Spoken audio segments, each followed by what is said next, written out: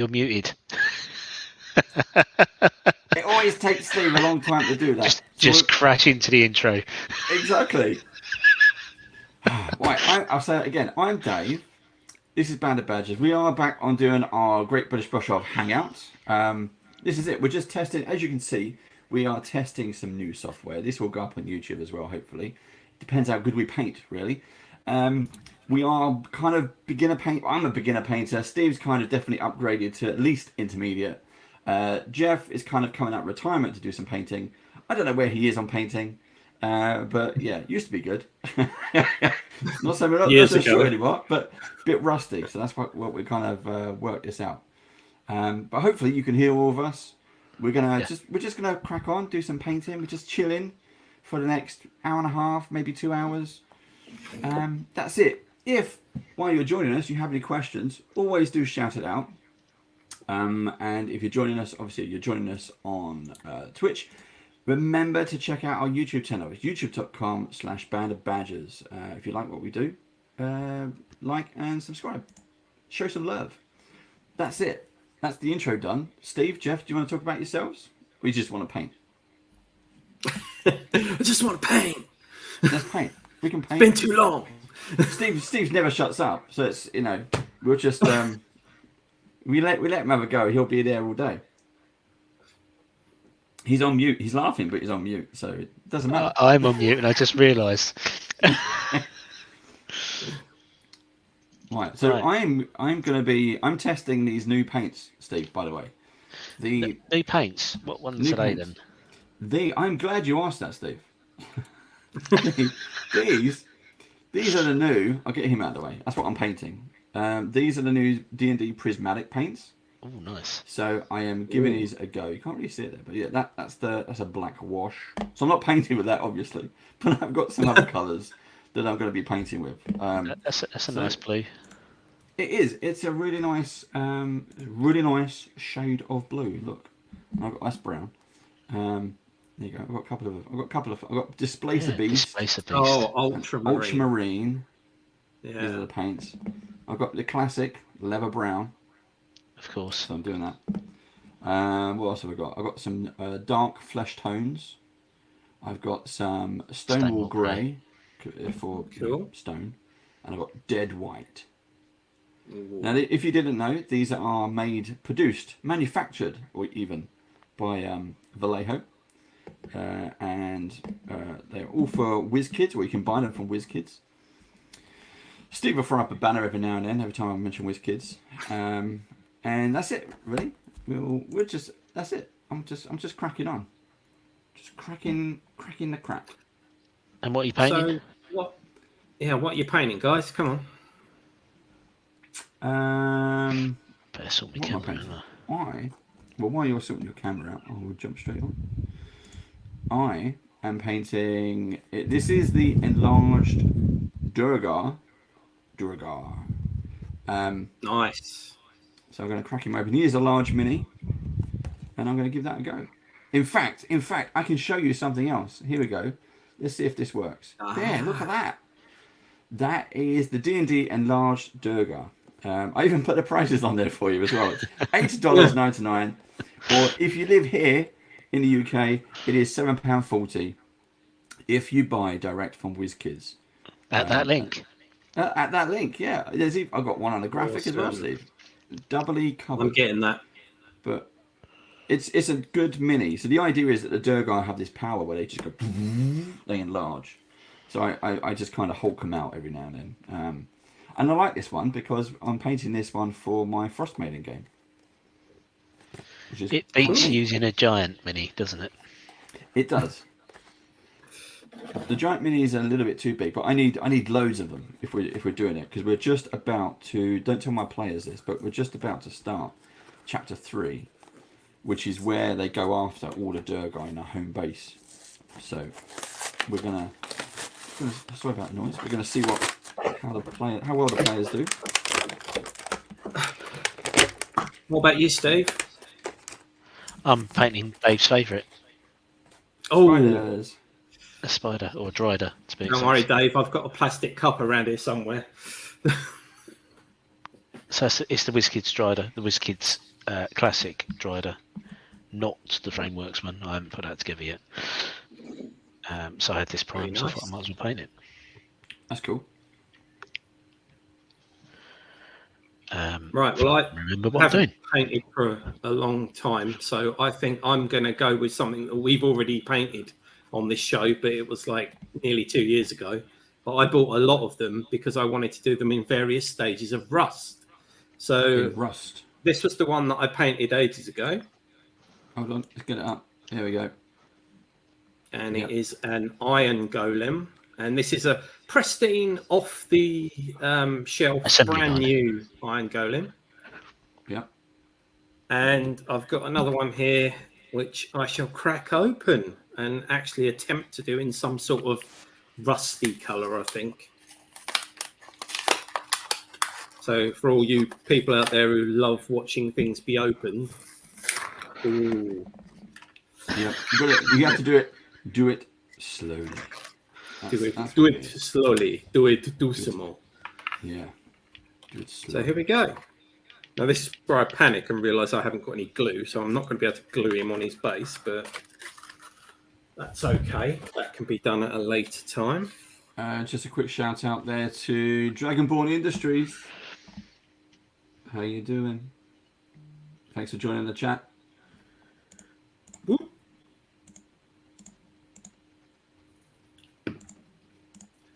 There is my Pikey model base stand for painting. Sean TW is in the chat as well. I see. Say hi, Sean. Yeah, I'm just gonna crack on with this. I think to see what happens. What I'm gonna do is move, because I find that weird. I find that there you go. Jeff should be above his hands, not his hands. Yeah. Above him. So I'm gonna do gunmetal on the this giant hammer. I just realised as well that graphic that here we don't see what's on the back of this dwarf. So I'm going to show you what it looks like if I can figure this out. There we go. Now, it doesn't look like Jeff. It does look. He's got a round. Oh yeah. Sword on there. He's got that's some cool. and scratches. So do you think that should be wood in the middle and metal on the outside? Yeah, but based on the fact that it's got big gouges on it, I'd probably say it's most likely wooden. But that's just a guess. I mean, I'm in awe of his hammer. You know what I'm like about hammers. I love hammers. Yeah.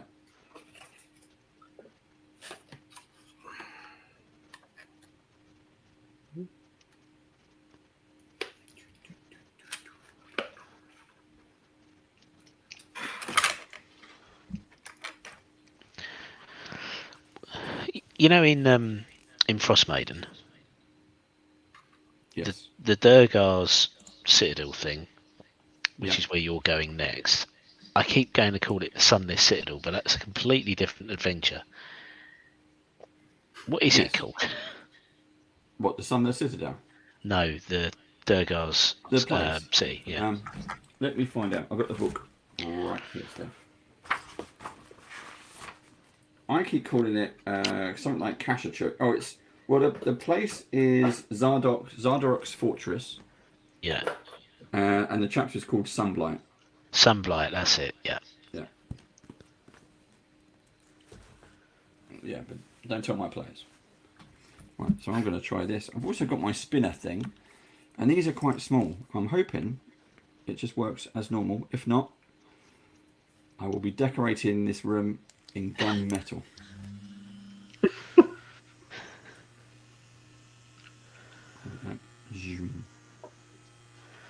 Well, that really picks up now. Ooh. It's amazing what you can do with a vape. Yeah. It's not. Right. Ooh. Can't get it out. Oh, something also we got as well, which we had in the previous setup, is we got some background music. So I'm going to put some chilling sounds on. You ready? Not chilling. Chilling. Chill out. Yeah. Chill out sounds. Yeah. But if it is too loud, do let me know. And the difference with this setup is we can hear it as well. Yeah, you can hear it live in real time.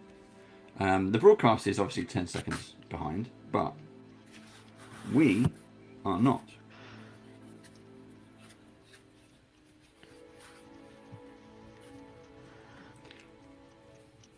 It definitely is. So, oh no, let's get to gunmetal. It doesn't have any instructions on this, so I'm just checking.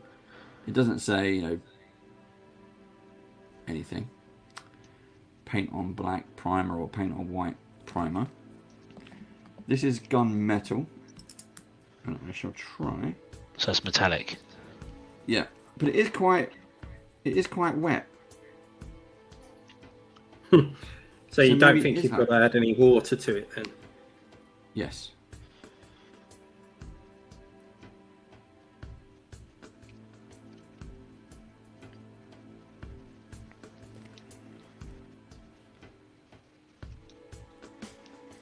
So where we go. No, this isn't going to work.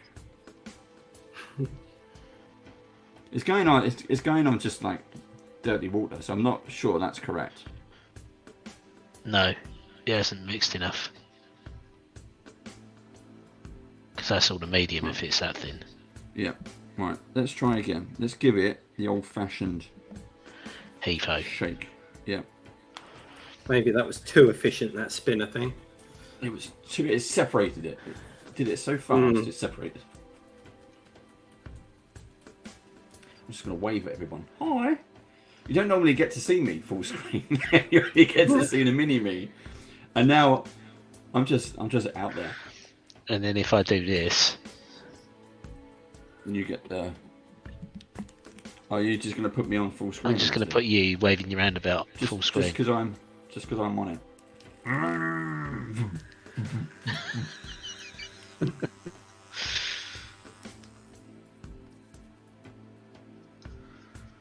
not going to say that sounds dodgy, but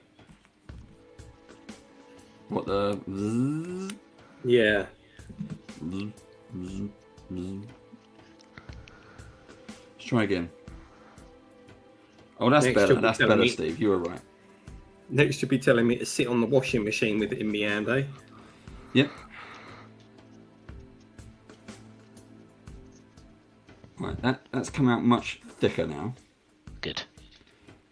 Nice one. I'm going to paint the top bit, what I've already done, and then I'll come back to it because I'm going to let it dry.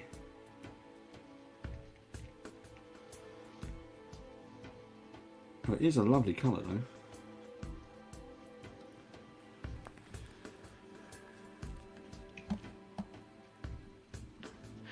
Are they the paints that you get with their paint night kits? Or is this a brand new line?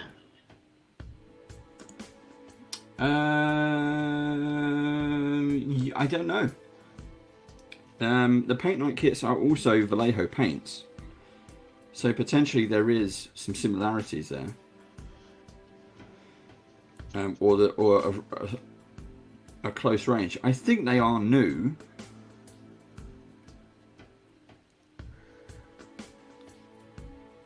But who knows, really? Who knows?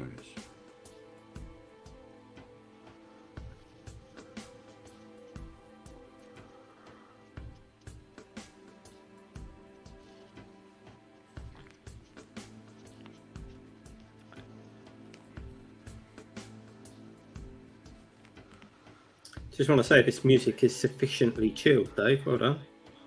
Cool. Well, this music is from Ben Sounds, which is royalty free. Royalty free, Nice. not free. Yeah.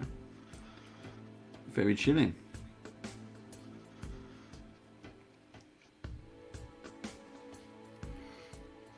Now, I've never ever painted anything to try and look rusty. So what I'm doing is I'm giving it a base layer of mithril silver, and then I'm going to dirty it up, and then I'm going to put some dwarf and bronze in places to kind of simulate rust. That's cool. I'm gonna try and do similar if I can get this metallic on there, because in this particular set there is a rust effect. Oh, nice. Yeah, nice. So I'm gonna dab that on and give that a go.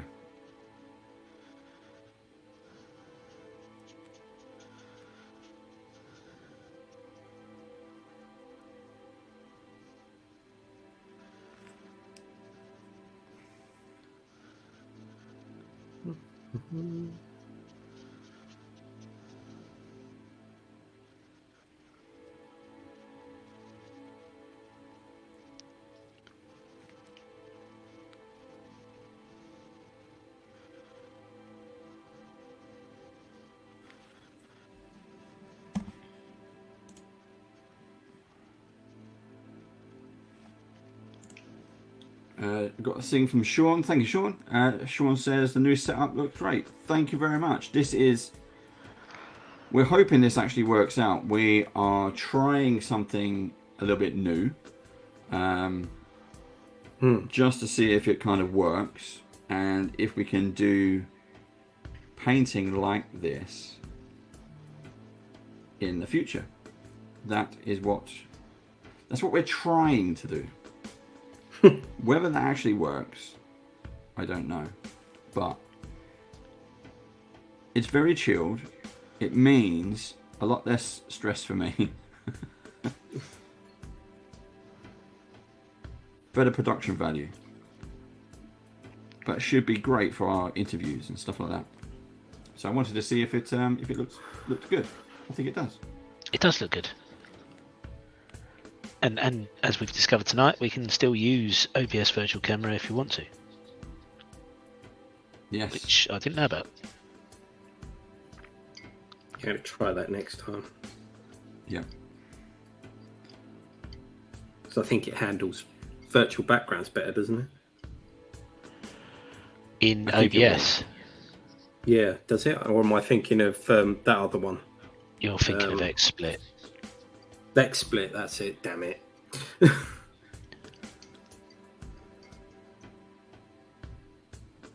think that's the one that doesn't work. Yeah. And their support forums are a bit unclear. Some people have got it to work and some hadn't. Yeah.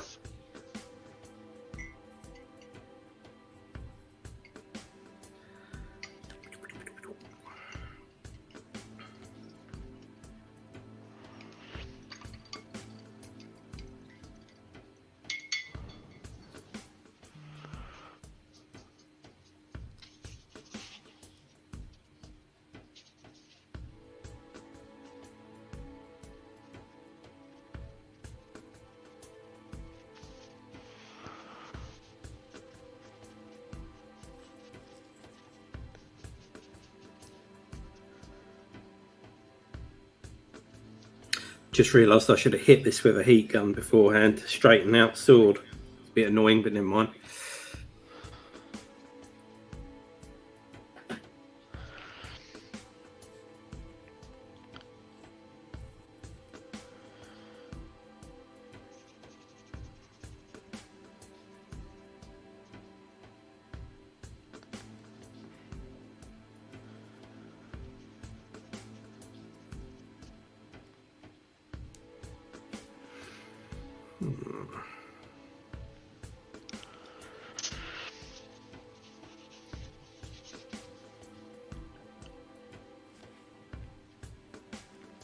He's got silver boots.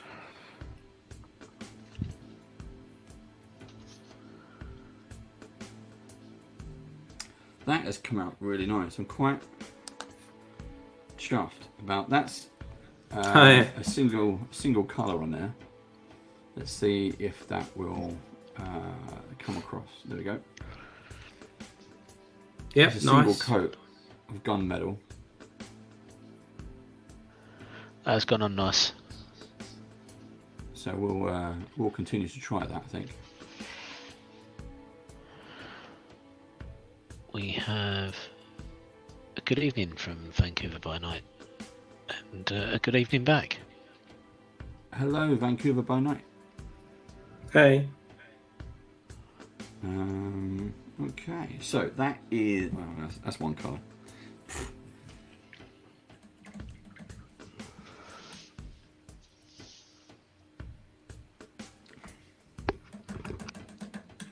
I'm going to check out what this this is my colour scheme. This is what I want to try and get a hold of,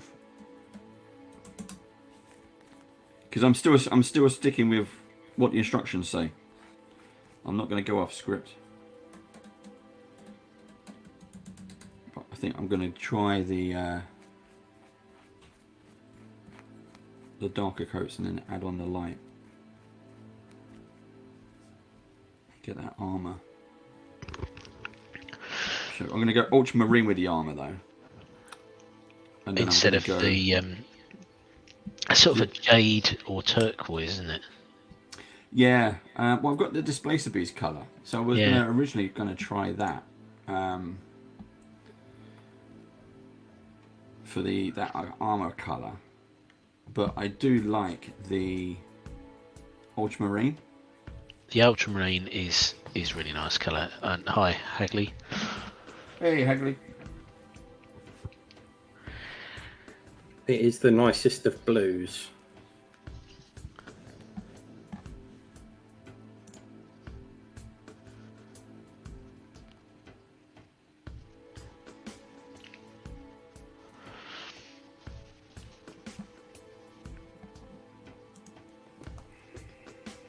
Right.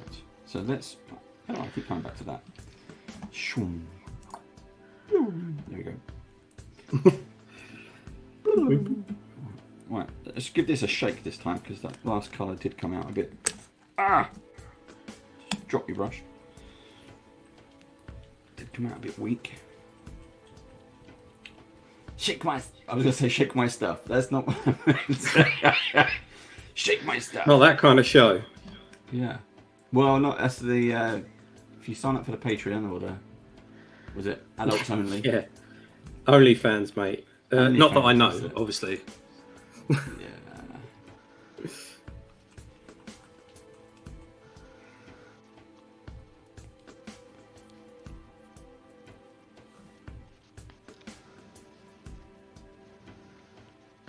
That's a lovely colour. So let's try that. He's going to be a well-dressed dwarf.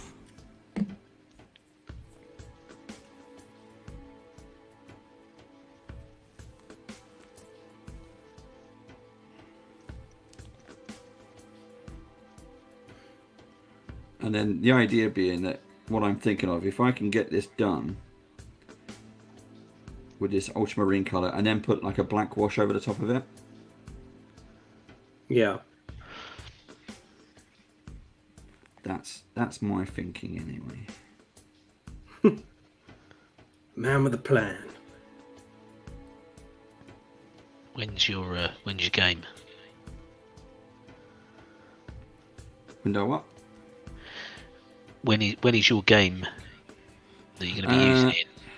Oh, it's next Friday. Right. It's a fortnightly in-person round the table game using Beetling Grims. Cool.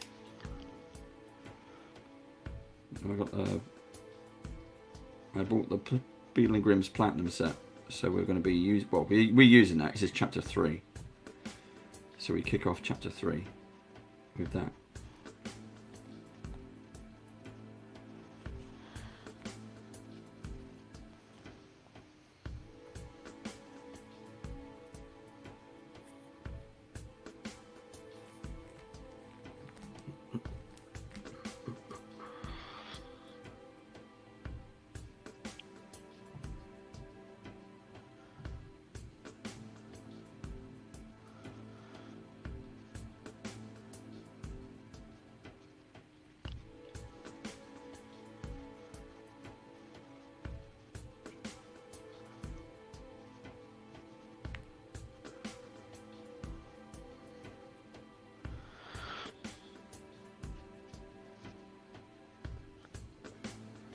How's Shelob going there, Steve? All right. I got him with the wrong brown. I'm sure I remember Can you Beastly correct brown it, being or a you bit just- darker. Well, I want it darker, so maybe not. I don't know. I'll persevere for the time being.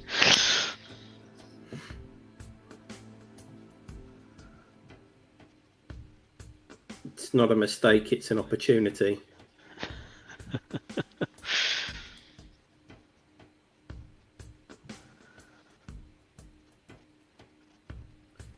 I'm just going to hit the whole thing with one colour as like a base colour.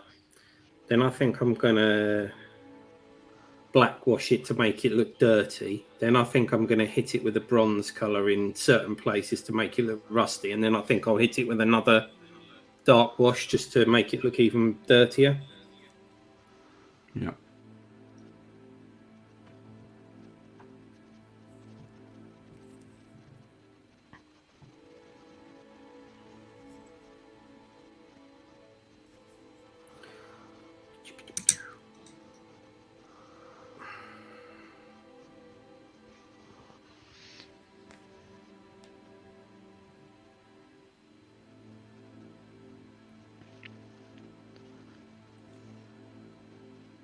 It's weird because I haven't painted for a while. We did one stream a few weeks back since the new year. I just feel completely out of practice.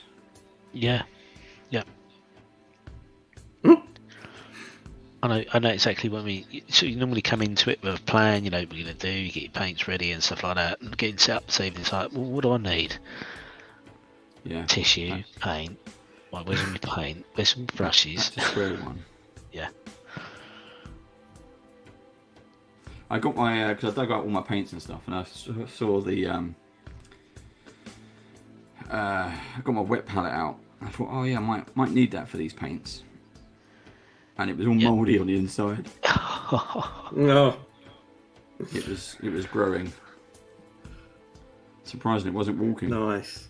because I haven't used it in a long time. Yeah, so you was using the speed paints, weren't you? Yeah. He's invented a new drug. Well, you know, it's a mould. Antibiotics. If you're watching The Last of Us, Oh yeah. it's a new fungi. Fungal infection. It came from me. Cultivated it. You want to by my rephrase that? Oh yeah. So the Last of Us virus is a nerdy wet palette infection. Brilliant. Are you guys watching that, by the way? I don't have whatever streaming service it's on because I can't remember. It's on Amazon, isn't it? Is it? Amazon or Netflix? It's I not thought it was on Netflix. HBO Max or something. Yeah, that's what I thought. Yeah, No, I didn't think it was on either Netflix or Amazon. Oh, it might be Now TV. Oh right. If it's if it's HBO Max, it'll be Now Now TV. TV. Well, very good. Which I'm sure you've heard, but yeah, very, very, very good. Yeah, it was funny though because it prompted me to look up if something similar has ever happened in real life, and it has.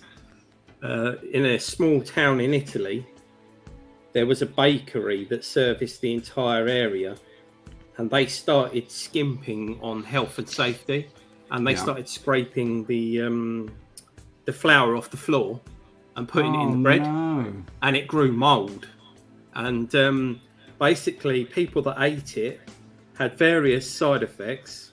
Yeah. The worst one was homicidal tendencies. Oh. So a couple of the people that got infected with the fungus type thing actually killed people. Oh. So it's not so far-fetched. Sorry to bring down the conversation there, viewers. Everyone's just going to go Google it now. Yeah, everyone's gone to YouTube now. Don't do that until after we finished. Just like and subscribe first. Yeah, like, subscribe. Where's my Leave us mouse on in the gone? background. If you are going to YouTube, you can always pop in there. Yeah, if you're watching us live and you're new, thank you for joining us. If you're watching us live and you're not new, thank you for joining us. Have you liked and subscribed? Get some more paint.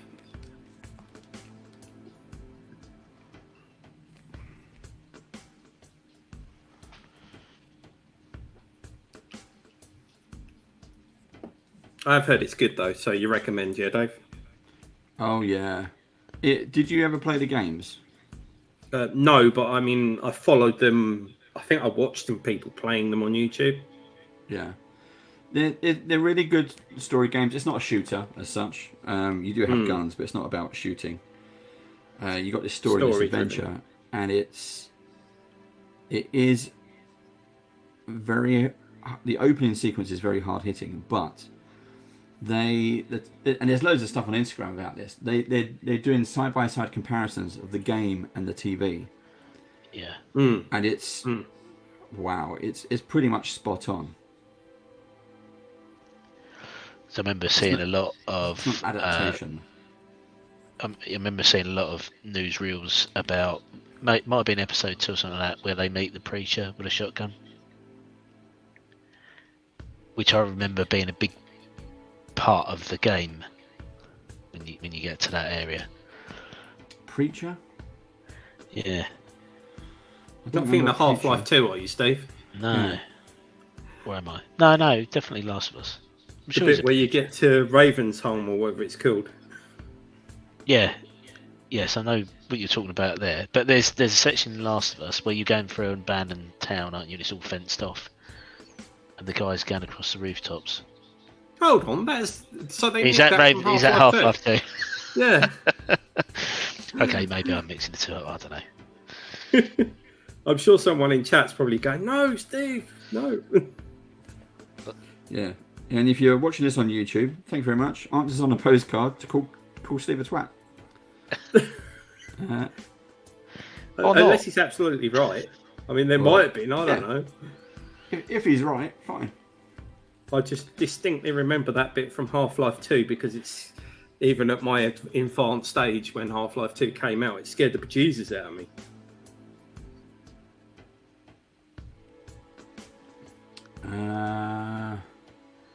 Hagley, are you still in chat? Just a quick thing for you. So we've been, as you know, we've been testing this stuff. You can see that Steve has managed to get his OBS feed into what we're using now. Hello. So that's a way forward. We're kind of testing all these bits, but it means you don't have to take apart your setup. As long as you can run OBS and you attach your virtual cam to the software that we're using, then you'll be able to control your own cameras the same as Steve is doing. Which is a better position, I think. It'll be better suited for us. Gives us some flexibility.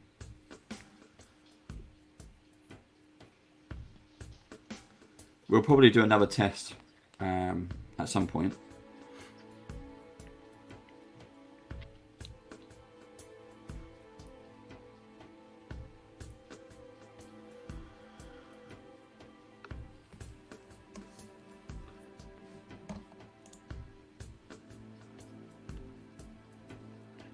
And in theory, would work for you as well. So you would only need the one window. Yep. Yep.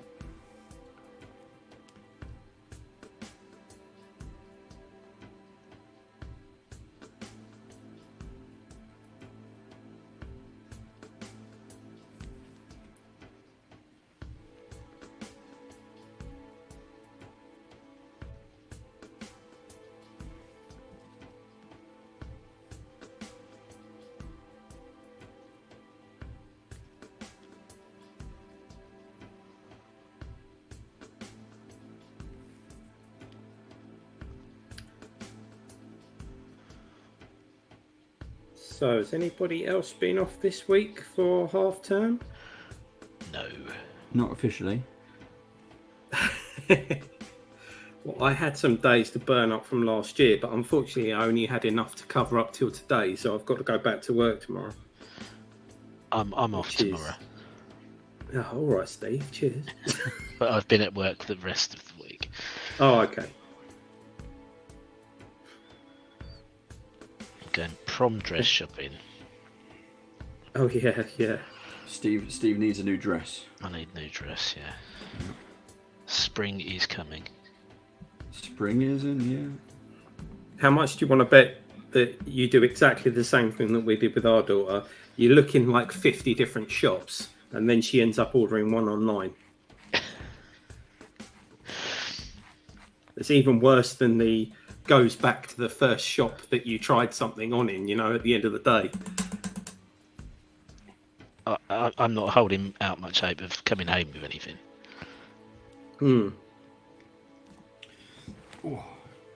Yeah, when we took our eldest daughter, it was harder than I thought it was going to be.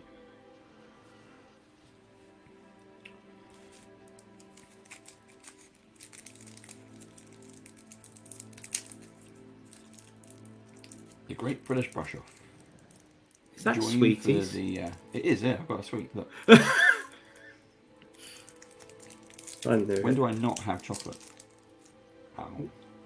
I'm surprised it ain't peanut M&Ms. The Great British Brush Off. You join for the painting, stay for the inane chatter. And if you've got us on in the background while you're painting, do check out one of these dwarves. I'll show it to you again because I can. I got the power. There you go. That's what I'm trying to paint anyway. Don't let me forget to grab him. I want to get one.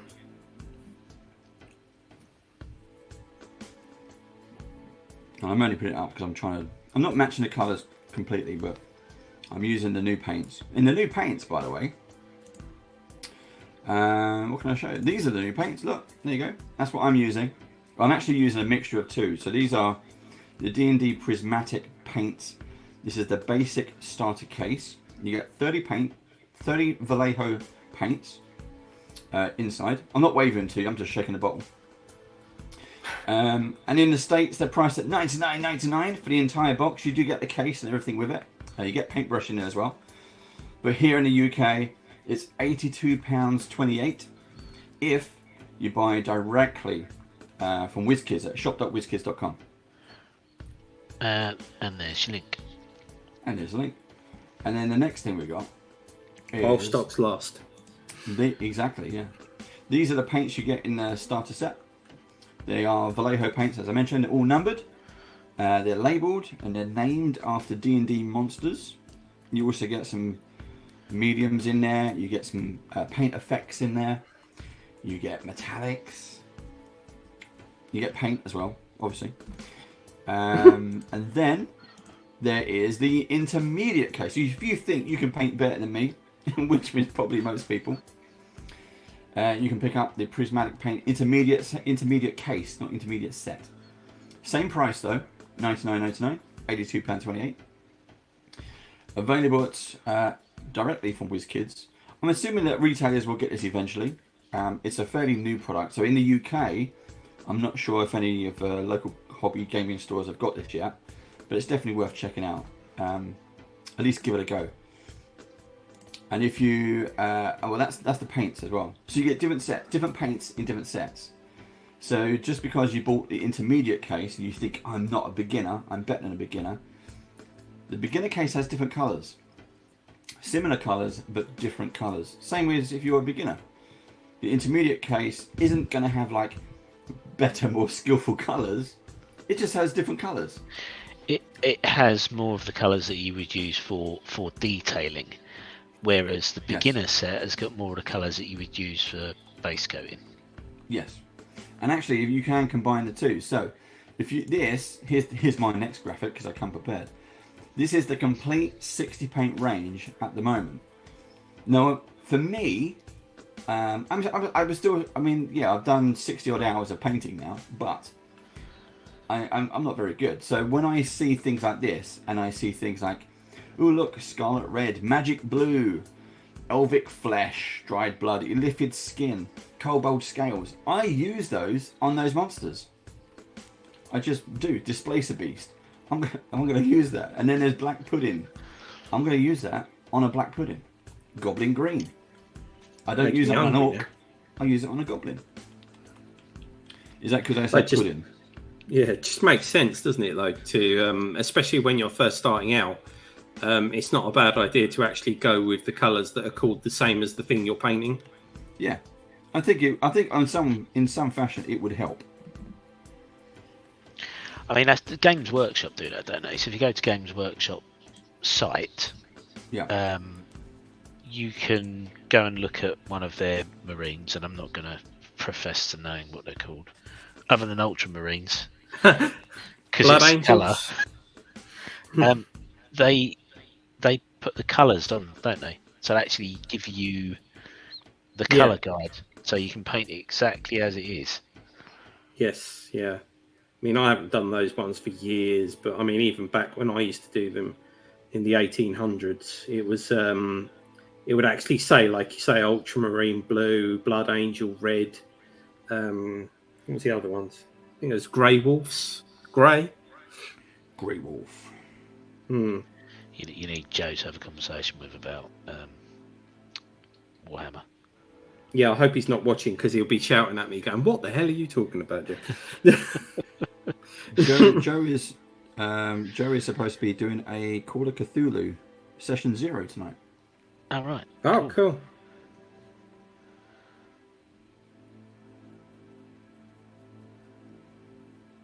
In person or online?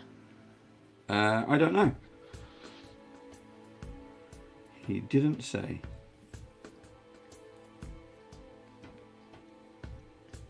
Just said he can't come out to play because he's busy. Yeah. Special friends. I mean, going back to the Games Workshop, that might be something that WIZKIDS might consider for people such as yourself who like to follow what's on the box.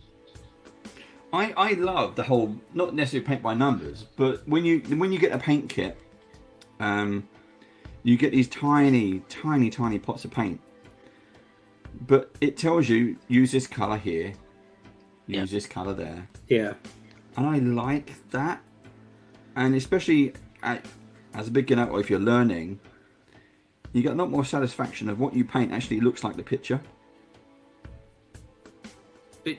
Yeah, I mean, that's actually not a bad idea. I mean, I don't think they could put numbers on the actual minis, but if you had a picture in front of you and each section was numbered, and then you had paints that would correspond to that number, well, that would make sense.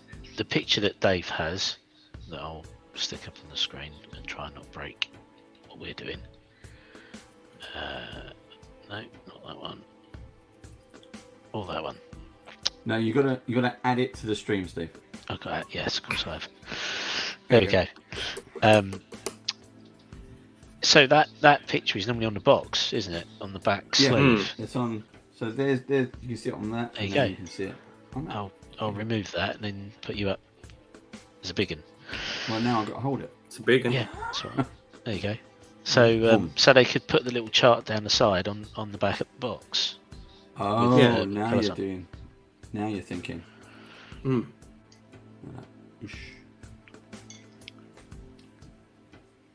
I'm sure they used to do something similar in the Space Marine sets when you bought them. I've got a question. Apologies for not seeing that. You got all excited then, Steve, didn't you? We got a question. We got a question. It's from Hagley. Any news on the next season of Brush Off? I mean, what I'll be allowed to talk about? Nothing. I think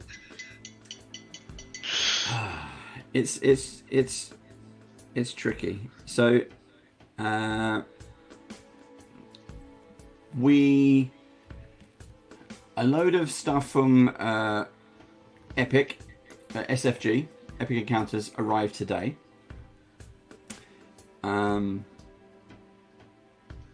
So we're kind of trying to organise a new series of epic brush off. I like the way Steve just put me on full screen there. You were talking. Oh, we're talking. And we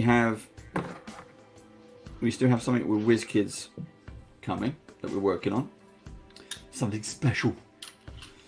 But part of that is to make sure that this software can handle what we do, give us the flexibility of what we want to achieve, mostly for us, as well as the audience.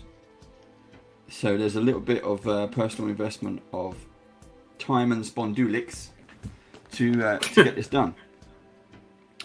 But if you would like to, not just Hagley, but anyone, we have a Patreon. If you like patrons, we have a Patreon. Go over to Patreon page. We have various. I think the cheapest one is like £1. Just pop over. I think it's £5, £10. Yeah. First 3 tiers. And it all goes to trying to continue to push what we're doing. But yes, Hagley, as soon as everything is confirmed, you will hear me scream with joy all the way from the UK. Is Hagley in the States? Hagley is in the States.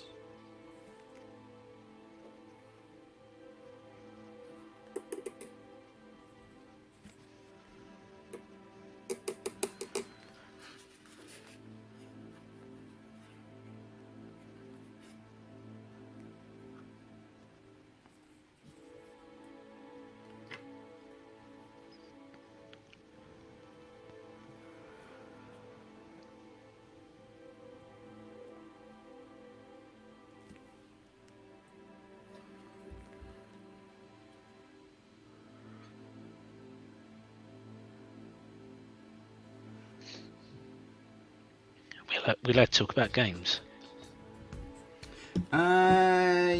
Yes, sort of. We can I was talk going to say, I about. bet he says depends on which one. We can talk about one game, which I think. No, we can't. Okay. I was going to check what slides I had updated, but I haven't updated them with the correct information or dates. We can talk, we just can't put pictures up on the screen. So if you want to talk about it, Steve, we can talk about it. Which one? The one that we're all in?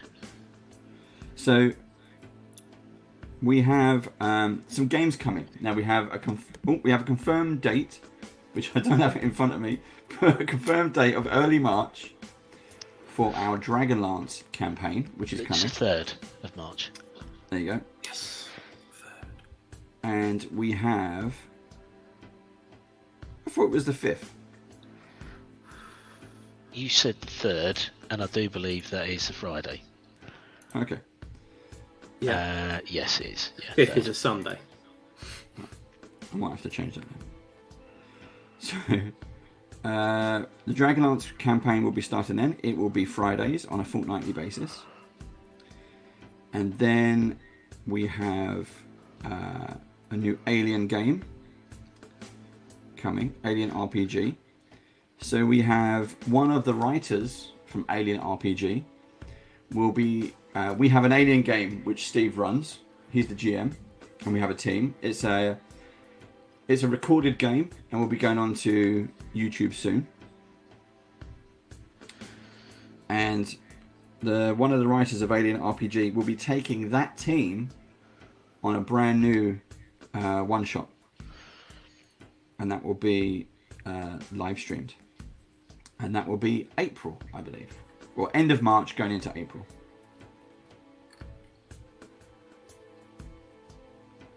So very much looking forward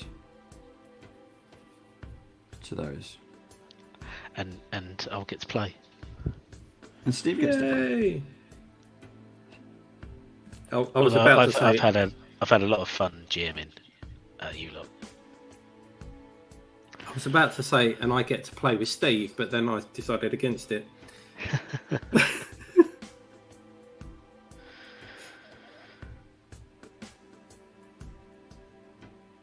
Be a bit different in this one because I'm not a magic user. Yeah, that's. I can't remember the last time you didn't play a magic user. I'm imagining that we were about 14 or something. No, even then it was a magic user. So I used to play elves a lot in the basic game, so they were fighter / magic user That's right. class.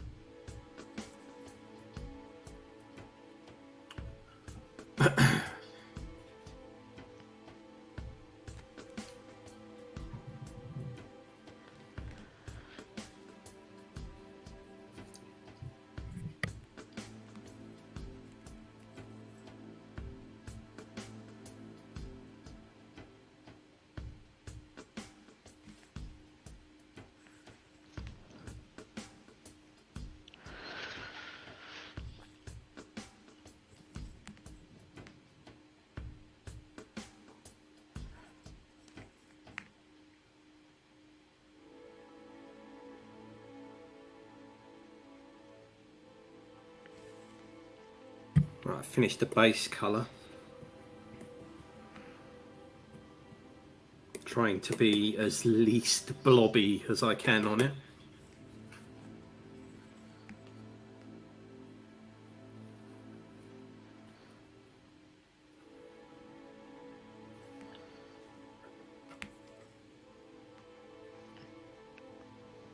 What have you done base colour as the gunmetal? I did mithril silver. Right. Mithril. And then I'm going to hit it with some dwarven bronze, unless I have any. What was that name of that paint you said, Dave? Which one? Rust? Rust. Or something? Well, this is Rust. It's on the... It's in the new set of paints. This is a paint effect. Yeah, I know I've got quite a few different ones, and I'm just wondering if I've got something very similar.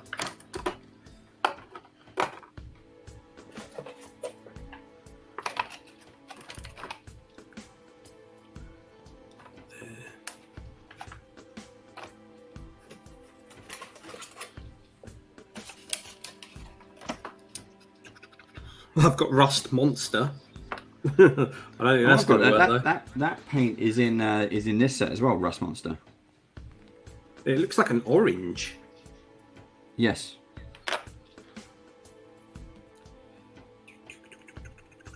Where the other one I've got is I think it's more of a paint effect. So you can dab it on. I'll get to that.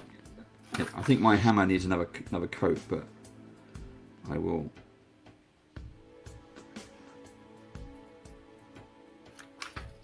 I'll give it a try. I've got so many paints.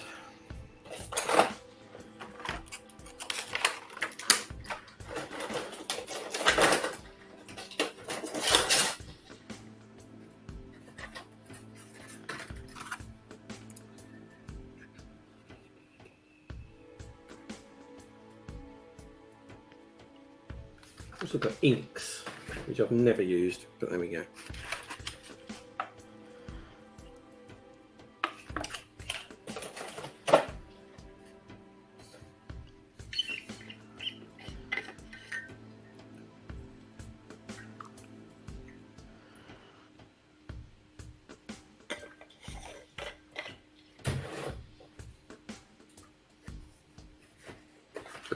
I don't know if you've done it already, Dave, in maybe an episode of something, and I'm pretty sure you did with an expert. But maybe at some point we could do like texturing the bases. Yeah, we've had a few requests to do like the special things like that.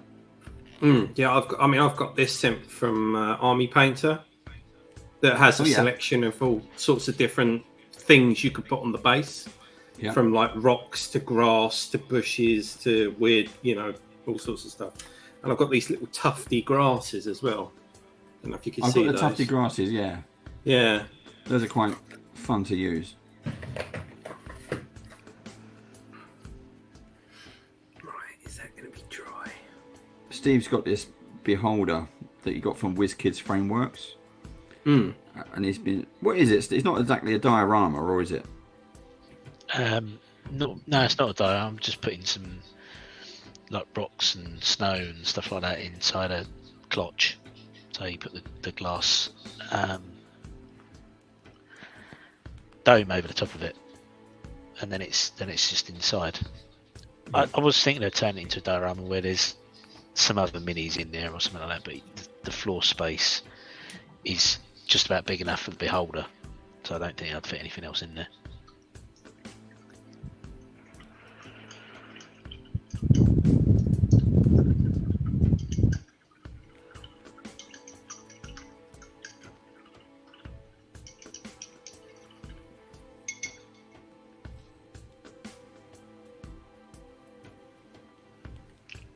Don't know if you can see this, but there's the one I've painted previously that is just basically mithril silver with a wash on it, and the wash I used on it is really, really good because it actually makes it look like you've gone like in the crevices of the knee with black, and actually done it yourself, but you haven't. And that one there on the left, I think, is just basically mithril silver. So that's unwashed. So that's the sort of difference that you can get. I do love the magic of a wash. Yeah. Just from doing like one colour and a wash. So when anybody says, I can't paint, you sort of just go, well, you can, because you could do something like that quite easily.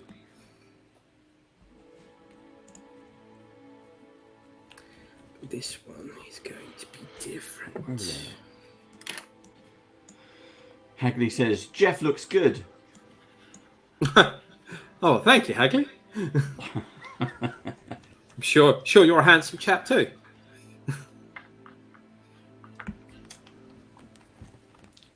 I know what you meant. I'm just kidding. Right, so now I'll bust open this dwarven bronze.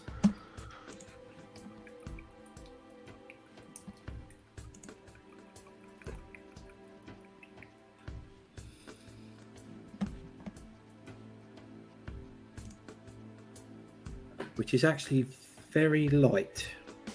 So I'm hoping this will, if I hit it with a dark wash afterwards, I'm hoping this bronze will actually darken up quite nicely. Because I think if it was a darker bronze and I put it on and then washed it, I think it would be too dark. That's just me though.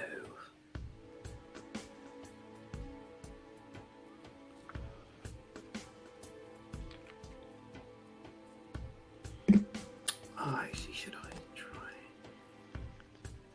I'll do a bit of both, I think.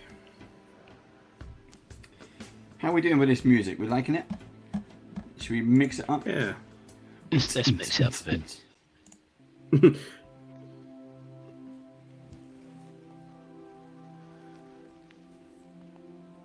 Here we go. So look, I've done the first pass at my colours. There you go. You can see I have my desk light on, my arch light, but I think the brightness is blowing it out a little bit. Let's try and zoom.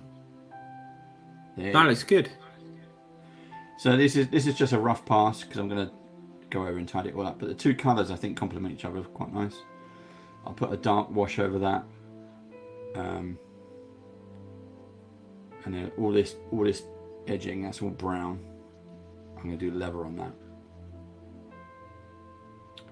Probably do his gauntlets last, I think. What you're going to do is gauntlets metal. It's going to be similar colour scheme. Yeah. What have you used on the trousers? What colour is that? That is a Displacer Beast. Ah, that's a really nice colour. It is. It's dark enough that it looks groovy, and then the coat is ultramarine. Yeah. But it's got I don't know what you call that, but scales. It's got scales and then a base top. So scales on the top. That ultramarine blue, when you put a wash on that, that's going to look absolutely awesome. Yeah, that's what I'm hoping for. Mm. But yeah, so I'm gonna try to brown the near now. Get some leather on his belt and stuff. Again, for comparison, that's what I'm trying to do. Whether it works or not, I don't know. Let's go find out.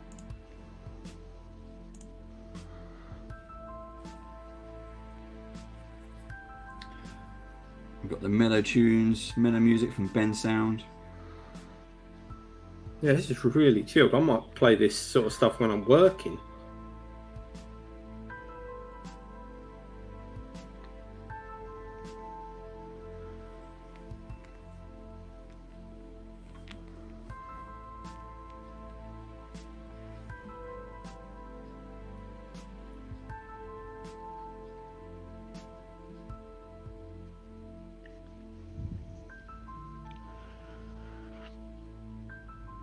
This is going well so far. So I'm going into like the creases, the areas that would get rusty because of build-up of moisture. So I've just done his feet at the moment. I don't think you'll be able to see it, but even though it looks bright and clean, I can see that when that's dirtied up, it will probably be very... Yeah, probably be very nice. It's really annoying because I can't tell whether it's in focus, right? Because I've not got my glasses on. So to me, it looks blurry. It could be perfectly fine, but I don't know. It's a little bit blurry.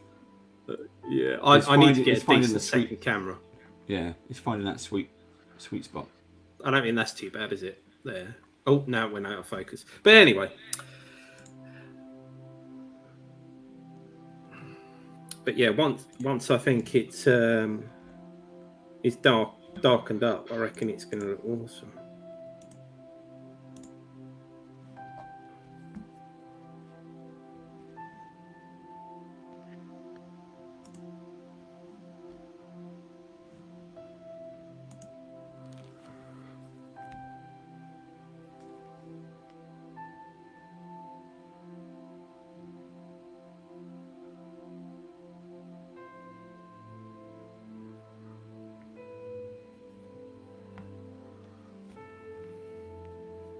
How's the spider looking, Steve? Is it scary enough to get Dave with yet? No. It's very bright at the moment. Yeah. I always find it hard to imagine what it's going to look like at the end, because when you're painting it, like you say, it looks very bright and colourful, doesn't it? Yeah, part of that is because I cocked up, went for a too light brown to the base coat. I should have gone darker. Right. That's my own fault for being out of practice.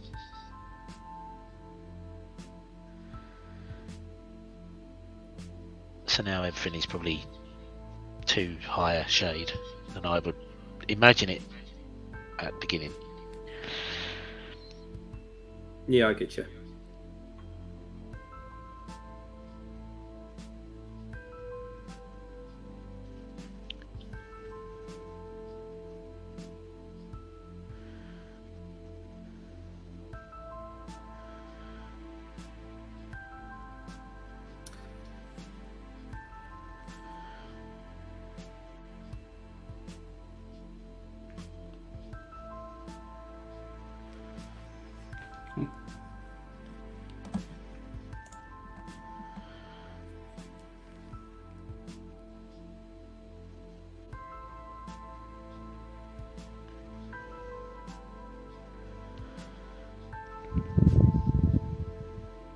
The other thing is, I I always forget to not be too neat in areas where it wouldn't be too neat.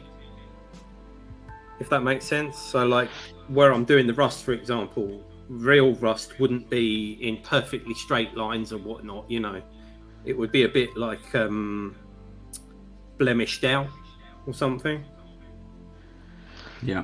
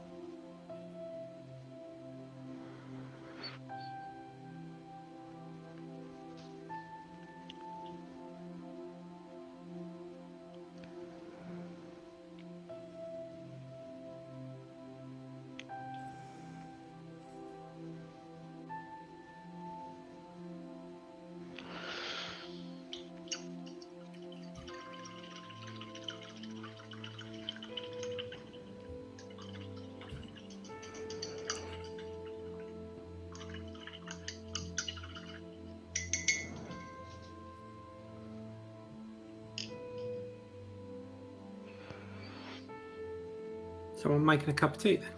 No, that was No, me that's cleaning my me. brush.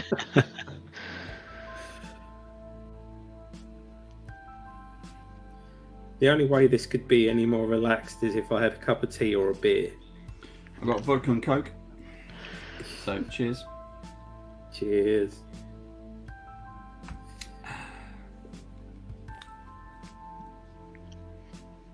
Right, we've done 1 hour.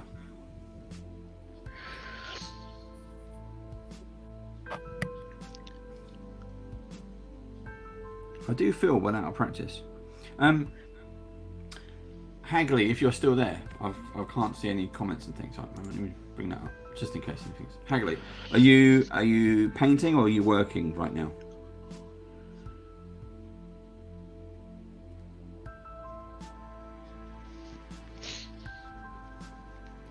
And whoever's watching, let's hear some answers from you as well. If you're watching this on YouTube, add some comments below. What if you're watching this and you're painting at the same time? What are you painting? What are you using? What types of paints? I'm always on the lookout for special bits and pieces. Or even something like, what would you like us to? What would you like to see us paint? Again, the Great British Brush Off is not about professional painting. It's to show that any old person like me can pick up a brush and do a half decent job, especially for the gaming table. This is not one of those channels like Don Cerritos is amazing, fantastic, and he's been on our show. But you don't watch us to learn how to be as good as him. You go watch him. You watch us because you're as beginner as we are. You watch us to make yourself feel good about yourself. There That you makes go. sense. Yeah. You watch us and you go, what the hell are they doing? Don't they know they should be using a size 0 instead of a size 1? And my answer to that is no. I don't actually know.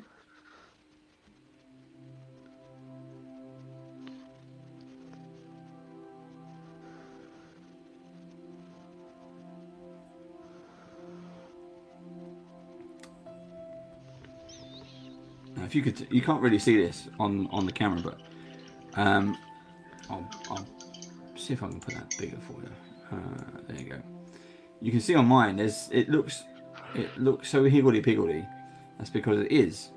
but there's two reasons. One is it's for table, so I don't mind making a pig's ear of it, but I will go back over it and kind of, after I've done a wash, I will go back over it and try to pick out the bits I've missed or gone over wrong, or just generally made a mess of, really, and try and fix it.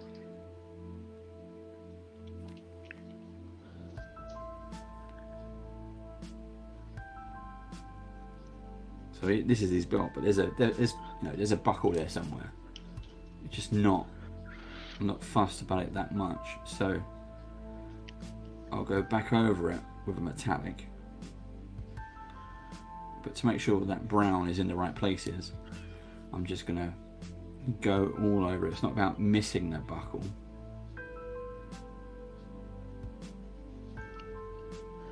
What colour's that you're putting on? This one is leather brown. Right. It's because it's next to the blue. It's coming out almost gold on camera. Yeah, I think that's also the light and the fact it's wet. So it is darker than it looks. But that's what I mean about going over certain bits again. Yeah. And when I put a wash on it, that should pop it out a bit more.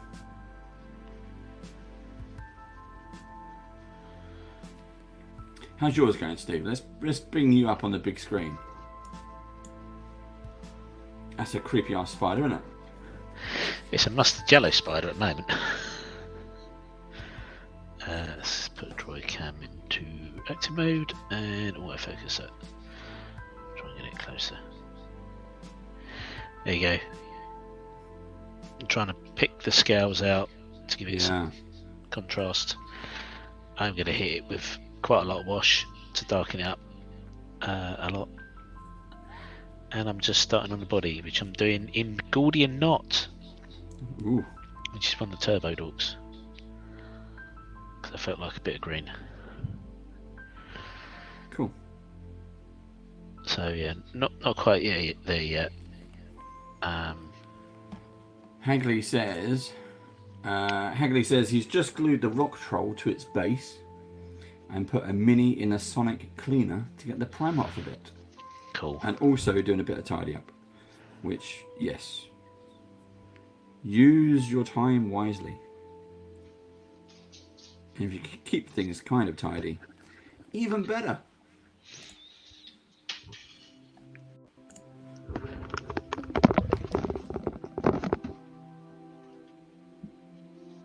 Oh, Steve's robocoping out that. Where is he? You just put me in big mode so that you could see me.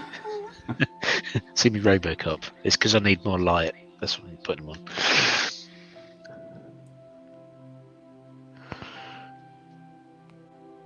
How much was your Robocop headset? I think it was about £25, between 20 and 30 quid anyway.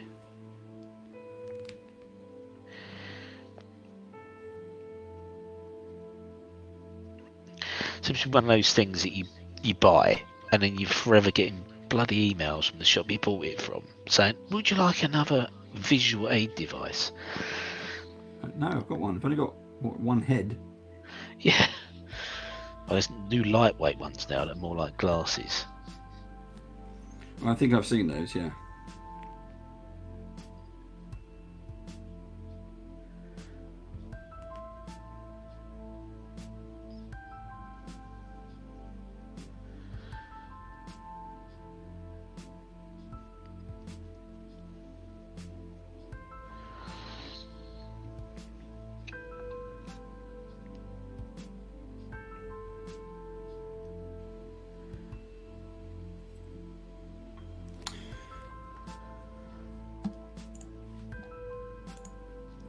Hagley says, I've been using pro acrylic paint from Monument Hobbies. Don't know about that one. Is that a local gaming shop? Or is that the name of a paint brand?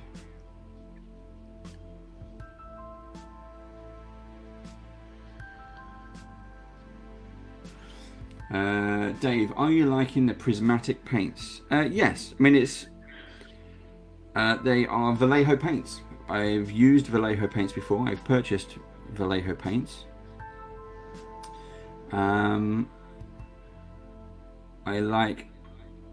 So there's an unboxing video which is coming to our YouTube channel fairly soon, and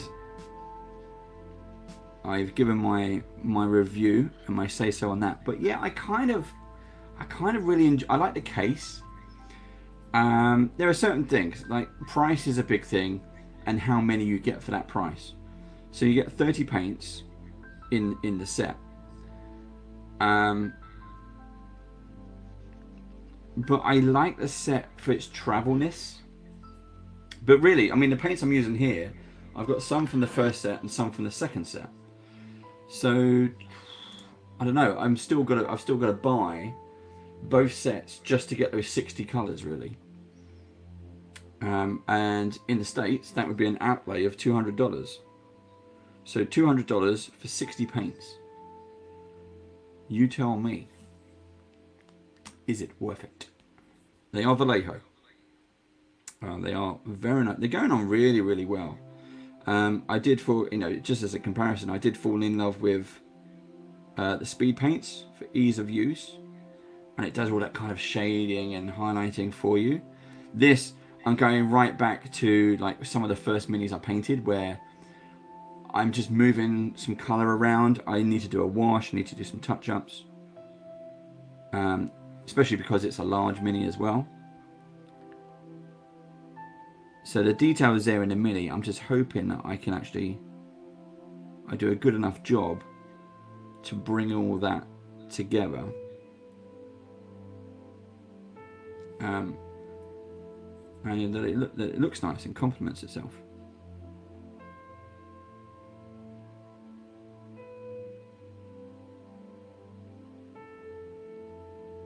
Thanks, Hagley. I was just getting that. So that's Monument Hobbies. Yeah. Cool. So Pro Acrylyl is the brand. Monument Hobbies is the company. Is the brand. Monument Hobbies is the company, based here in the States, Arizona.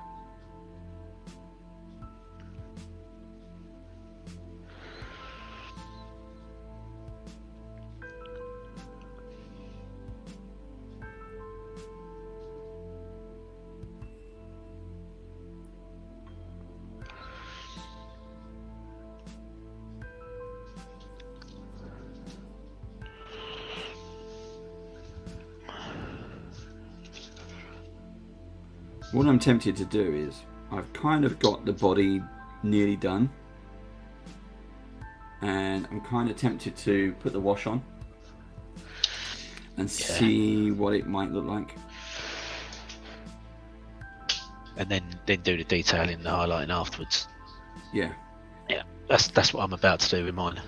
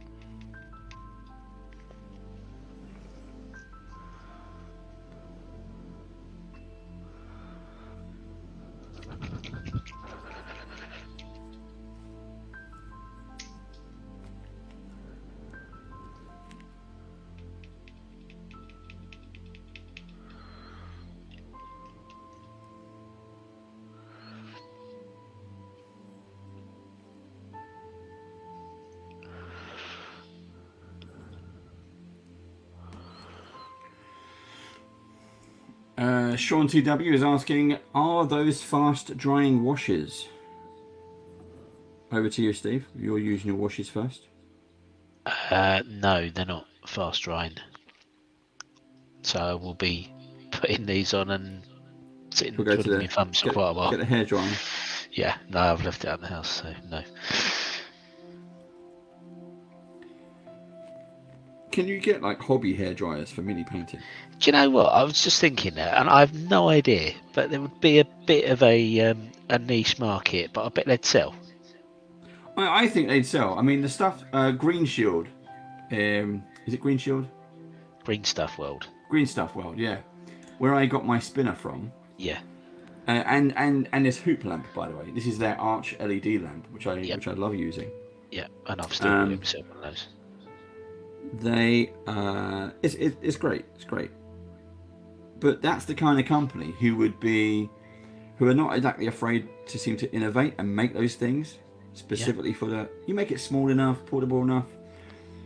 I mean, if they can make a spinner the same size as a vape machine thing, a single use, you could easily get a small hairdryer, just a mini travel hairdryer. Stick your brand on it. Yeah. There you go, Steve. Band of Badgers hairdryers. Especially if you could put a little USB battery in it. Yeah. Charge it through the USB and have it cordless, so you haven't got to plug it in. Sorry, I've got to put this on the screen. Sean has named it for us. Oh my god, the Badger Blower. Nice one. Yeah, nice one, Sean. Nice one, Sean. Yeah, Badger Blower.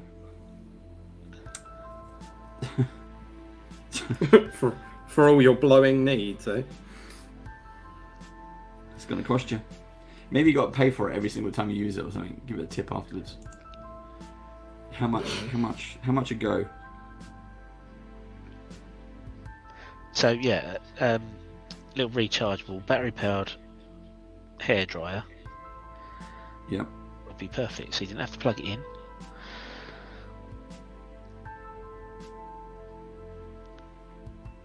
Use it when you need it.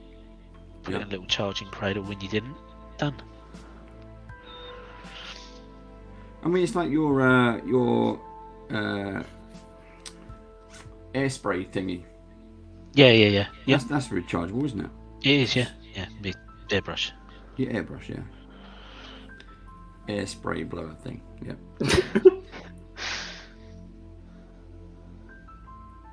They should put that on the paint, shouldn't they? Spray blower paint. Air spray blower paints. From Vallejo. Especially for Dave. Oh dear.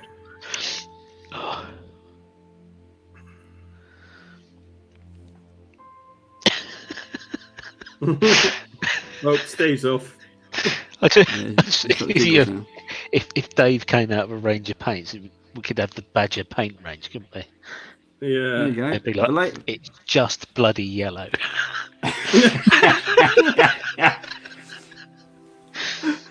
you get red, green, and blue. Yeah. Well, that's it. Black and white. Slightly less red, dark red. And it just gives you instructions on how to mix them. Oh. You shake it, you twat. That's what we do. Like, can't be bothered black. Cover it up white. Right, so I've got this far so far. So let's here we go. So if I put that in, that's where I am so far. So I've done the bottom half and his chest of his armor. So what I'm going to do is you can see it's quite rough. So I'm going to go over that with a black wash and then see how that comes out. But while that's drying, I think I'm going to do, I don't know, I might do the shield, I think. But I might do the shield the same metallic on the outside. And then are we going for wood? Yeah, I think so. Right, so what I want then is, can we see a wood colour on here? Is there a wood? We've got leather brown. Got dry rust.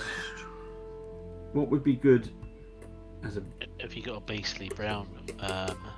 No. What does dark Bugbear flesh brown. look like? That's probably very red. Yeah, I could go with a dried blood. I don't know if that's an effect. It might be an effect paint. And here's one of the things I mentioned in the unboxing is there's no kind of grouping.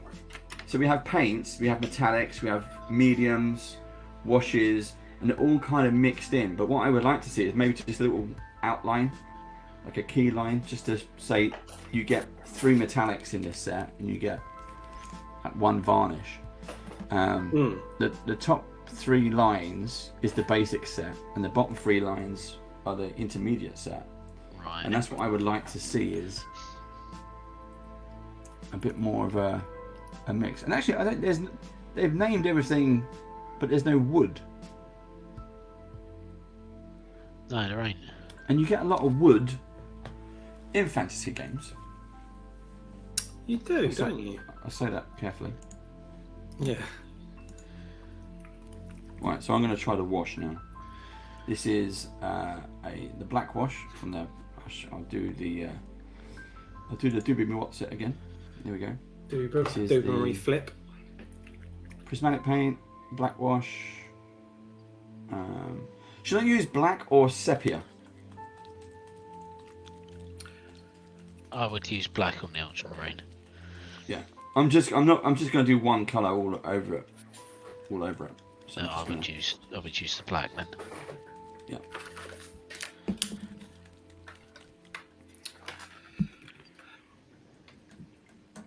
I'm gonna bust open a box of washes to see what I've got in there. Oh. You should do you got a game color set. Very nice. Is that all washes? Yeah, the whole lot is washes for different colours. Right, hold on then. Let's do we'll put you centre stage. There you go. It's game colour set. Colours for Yeah, fantasy figures. That's what I've got, but in paints. And we've got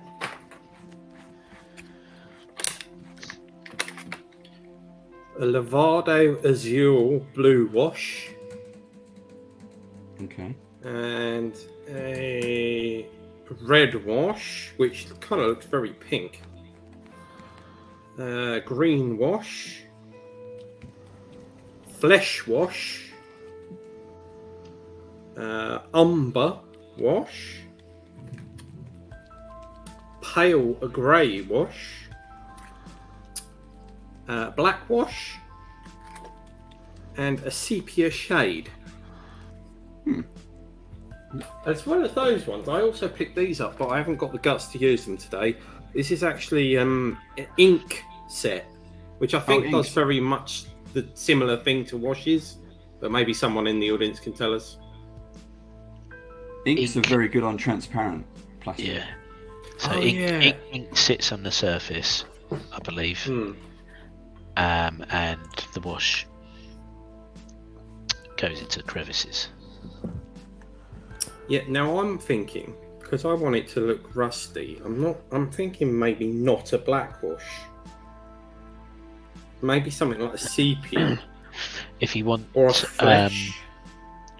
umber is the same brown. It's brown. Yeah, I've got that as well. So you got sepia and umber, and sepia will be a lighter brown, and the umber is a darker brown. So if you wanted to go dark, go with the umber. I tend to use umber more than sepia most of the time.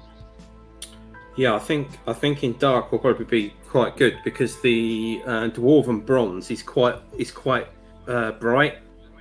So I'm thinking the darker might be better.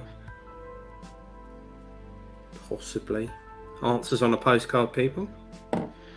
That's my line. Sorry. Or do I just play it safe and go for a dark wash? Oh, I don't know. Black wash. Mix it. Yeah, I guess I could. So if you put it in the thing. Put 2 parts umber wash and 1 part black wash, it will darken it up. I think the umber wash might be dark enough, you know. It's pretty dark, isn't it? Yes. Does it go on similar to what it looks like in the tray? So I mix mine with water, because I prefer it to spread over more, make it more watery, because I think they're a bit thick otherwise. So it does, but I water it down quite a bit, so the effect is not as dark. Yeah, correct. I might do like a leg in just it, and then if it's too dark, water it a bit. Yeah. Because it does look really watery, this one.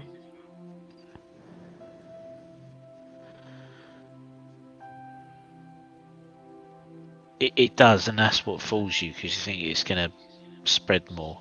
But then you start painting on the mini, I always find it sticks. So I don't know if it's obviously because the minis have paint on them, and it starts to stick to the paint, whereas it don't stick to the plastic in your palette.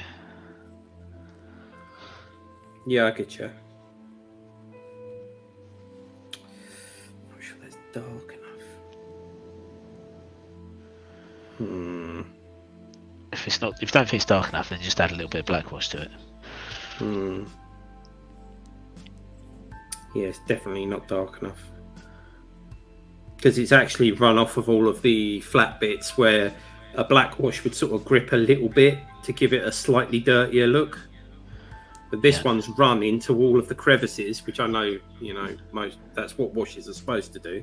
But it hasn't actually clung to the surface at all. Right. So it doesn't look any darker on the main surface of the leg. Try black one instead. If you want it to stick to the surface, you could try an ink. Yeah, maybe. Maybe I should experiment more. Experimentation.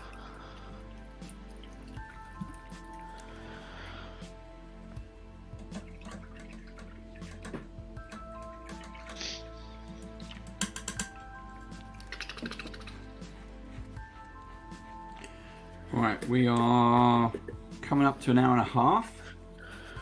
I'm gonna. Should we change the record? Yeah.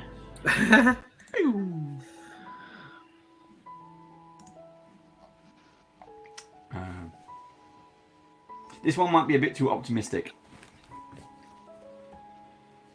What's wrong with being optimistic? Don't know. Been in a foul mood today with work.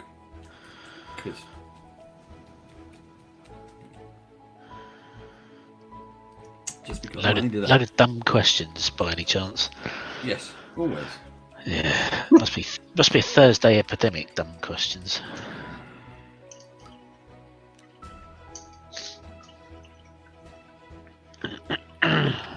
Just hoping that there's no dumb questions tomorrow because I'm on my own all day at work.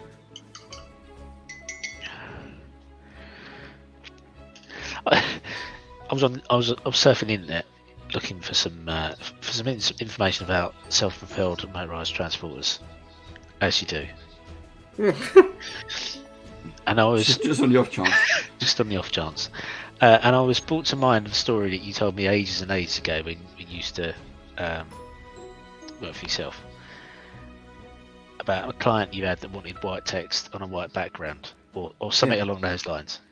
Yeah. This website had achieved what I thought was impossible. It had put white text on a white background. or nearly white text on a white background. On their menus for the products. So that's great. it was really, really helpful in my search for catalogue information. Is it just not loaded, or? I don't know. I don't know. Is that the style aesthetic? I think it hadn't loaded, to be fair, but their unloaded fancy picture or whatever caused the menus to just have white text on a white background. That's why we have user testers, people. See, they can do all that. I do a lot of user testing and now I'm doing some bits and pieces for other people, and it's like, did you not think about this? So I've when you see the unboxing of these paints I'm using today, I had a few bugbears, and I was like, it's not a great user experience. It can be improved, and I will offer my services should you need it. But there's a lot of times we spend, or companies spend, time designing things and not thinking about how people are going to use them. Yeah, know that one. Especially when it's something like paints.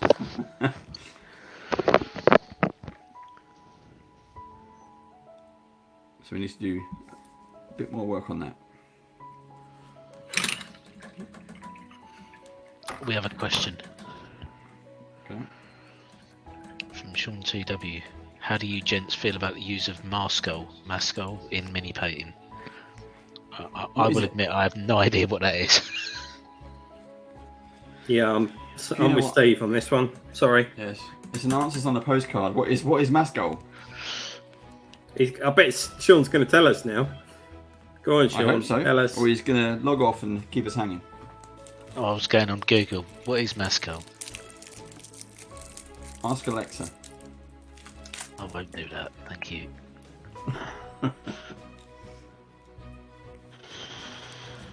Mascol is a rubber solution that can be applied to surfaces to prevent them being painted. It is ideal as a liquid mask, making sure paint does not get into curved locations or around gaps in masking tape. Are people using it on models where they don't want to get paint on certain bits or something? Yes. Apparently. Okay. So I have seen that in videos, and people use them, I think, more with airbrushes than what we do. Yeah, I've got to be honest. Anything that makes it slightly easier is good in my book. But if it's very difficult to apply that stuff properly, then it's not making it easier, if that makes sense. So, it's probably not something I would bother with, because it's another thing you've got to learn how to use, isn't it? Yeah, if I was airbrushing a lot of detail, well, I would definitely use that sort of thing, I think. Sean's added more to it. He says, so for respray, but keep the face, for example. I guess so, yeah. But then, do you peel it off again? Or do you have to scrape it off? I've seen people use very tiny strips of masking tape.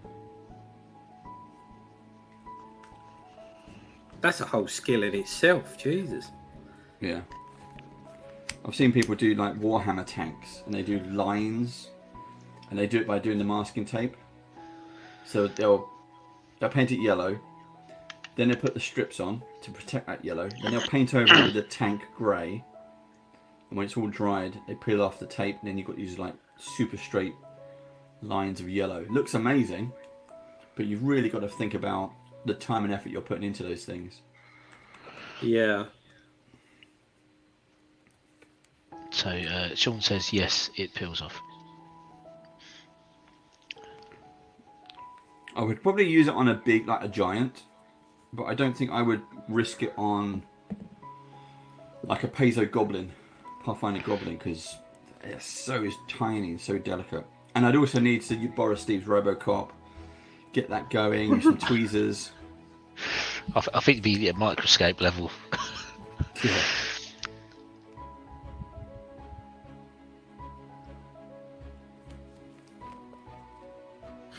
Robocop.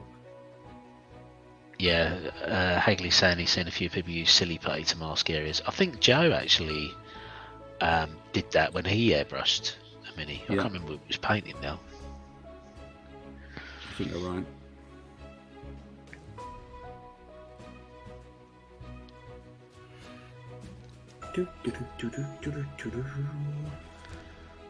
Why am I feeling so optimistic?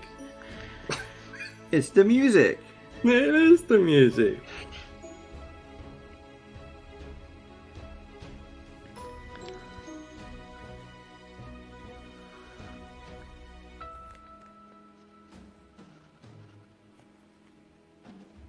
Oh, going back to, I think we talked about programs, didn't we, a little bit? If you want something family friendly to watch, that is fun, actually funny, I recommend Modern Family. Oh yeah, we've Now, yeah, our box-setted American that. viewers will say, hold on, that's like ancient. What are you talking about? Well, we only really got that last year here. So I've just caned my way through all of the seasons in about a month. Yeah, I love that program. I'll tell you a good one. I've mentioned this to Steve before. Is it's on Netflix. It's a series called 1899. I watched the first episode. What's the premise? Whatever I say will be a spoiler. Oh, apart from it's They're on a boat. Sci-fi. Yeah, they're it's on a sci-fi. boat. They're on a boat. But it's 1899. Yeah, he's good. I've watched the first episode so far.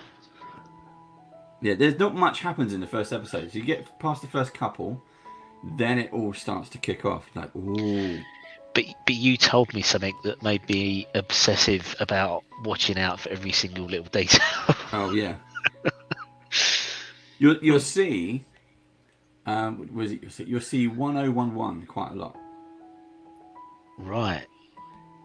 That's another thing. What, the for you to number? obsess over. Yeah. I wonder what that's binary for. That's not enough numbers, is it? Because binary would be 8 for a letter. Yeah, but don't you just, if it's only, say, 4 or 5 numbers, you assume that the rest of them are zeros in front? True. If I remember rightly. You are correct.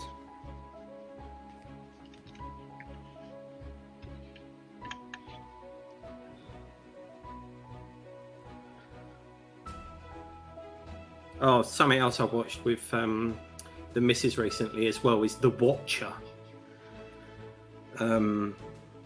That's quite good up till episode 5, and then it falls off a cliff, which a lot of programs do these days. The reason that program fell off a cliff, though, is because they found out towards the end of filming that they were going to get a season 2, so they had to change the story. They've got to extend it. Yeah. Yeah, because it was all building up to a certain thing, and then after episode 5, episode 6 and 7 completely changed tack, and it was bloody annoying.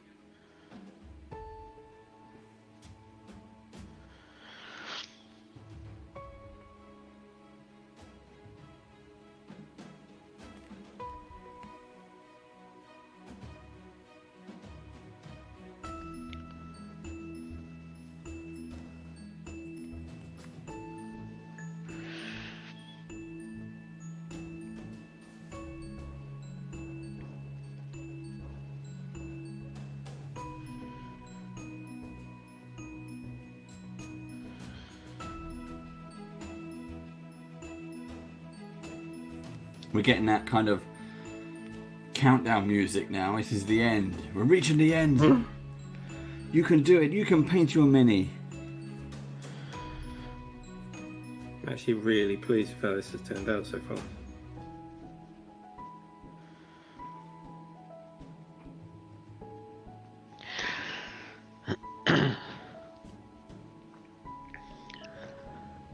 I'm sure I've heard this music on like airlines or something when you're waiting to take off. I mean, you sat there before they do the safety briefing, and they just play music over the speakers in the cabin. I'm sure I've heard this.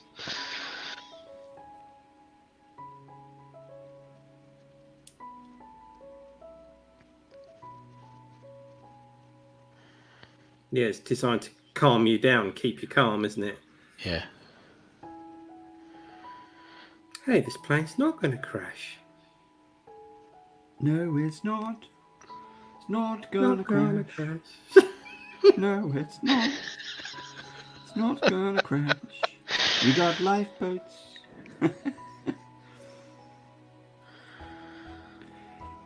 It's not going to hit a Chinese spy balloon.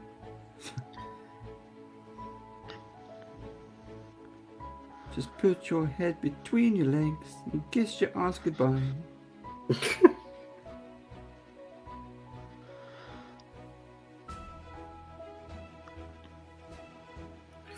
just realised I completely forgot to do his head.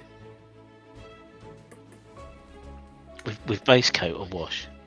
Oh no, I haven't done any rust on his head, and I haven't done any wash. It's just got base coat on it, so it looks like he's got a really rusty body and a shiny with head. a brand new head. Yeah, maybe it's head number 3. Yeah. Okay, we can fix this. Do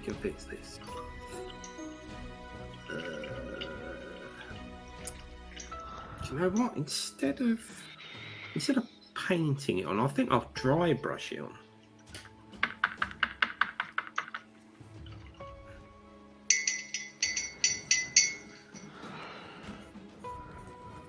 See what that goes like.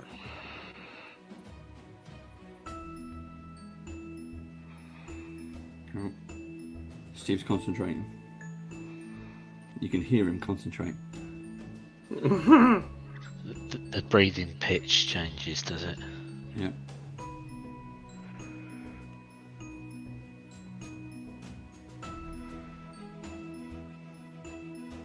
I think I need to touch up there. Right, like that one. Got so many brushes that I forget which ones I've used. I've just been using one brush.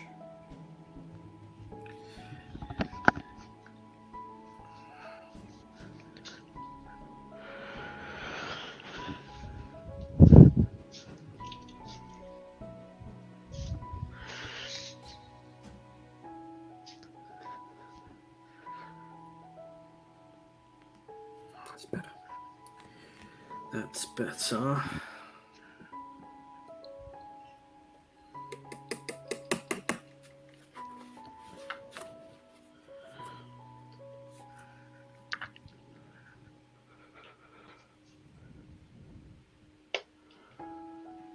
So 2 weekends ago, I went to a rock concert, and it was brilliant. Who was it? I went to see The Darkness and Blackstone Cherry at Wembley Arena. And they were being supported by a group called Danko Jones, who were actually quite good live, but I don't think I like them not live. But yeah, The Darkness were really brilliant. And Blackstone Cherry were good. I'd never really listened to their music, but they were brilliant. Met the nicest people ever in the audience. Danced with complete strangers. And yeah, it was brilliant. Who'd you go with? Just my brother.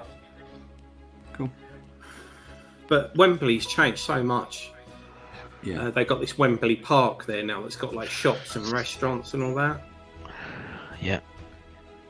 It's completely different. Just ages since I've been. It was pre-COVID, just before we went into into lockdown. Last time I went. Yeah. We went there. Well, me and daughter went there to watch the Lionesses play against Germany. Cool.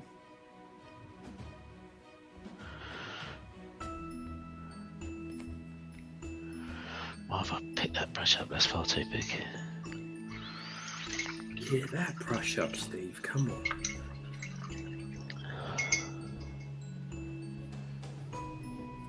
Steve, the Drider you're doing, that's the Frameworks one, isn't it? No, this is the normal one. The normal WIZKIDS Drider. Yeah, correct. I do want to do the Frameworks one, but I hadn't built it and primed it, so that's why I pulled this one out, because it was already primed from when I was going to paint it before I got the Frameworks one. Yeah.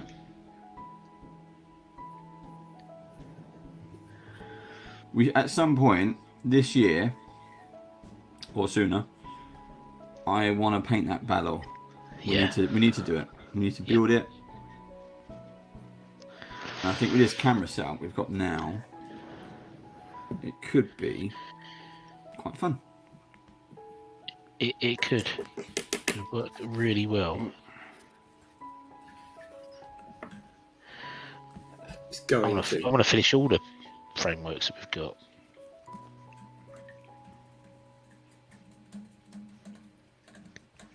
And we've still got our Dungeons and Lasers coming soon as well. Yeah, we have. And you might have some more epic encounters coming. Surprise!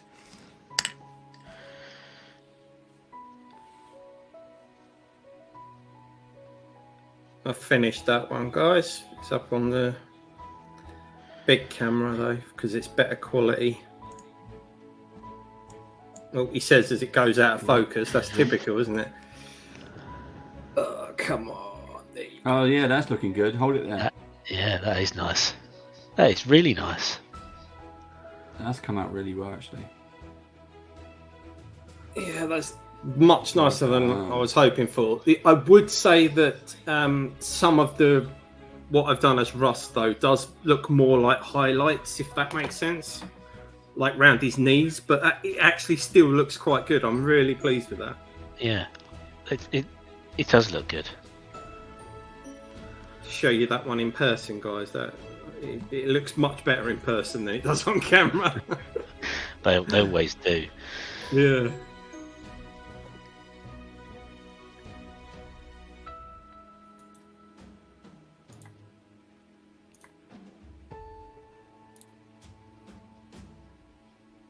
Yeah, I'm really pleased with that.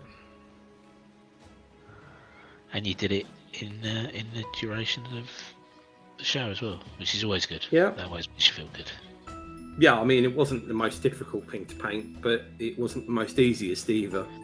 So I'm really happy with that. I enjoyed painting. I did my one in Iron Man colours. I enjoyed it because it was. You can see it coming together. Yeah, well, like I said, when I first put the rusty colour on him, it looked really bright and gaudy. Yeah. But now it's got the wash on top of it.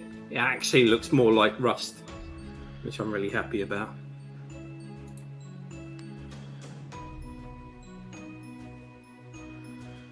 I just noticed Sean said when we were talking about heads, he said like Crichton Sparehead. Yeah, that's right. Yeah. Although I'm old enough to remember the original Sparehead, which was Wurzel Gummidge. Yeah. Damage. Yeah.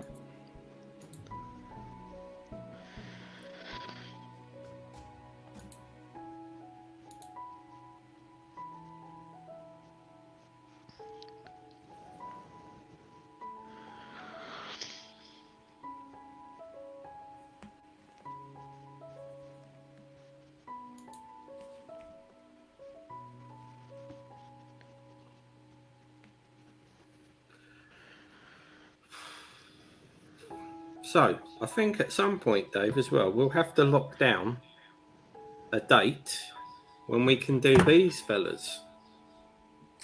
The giants. The problem is, so I've been trying to paint the frost giant from the Steamforge game, and it's taken a lot. And I'm only up to his waist. I started at his feet and worked up to his waist. Well, he's a giant. What do you expect? Well, exactly. So I mean, even this guy who's a large mini, that's going to take 2 sessions for me to finish.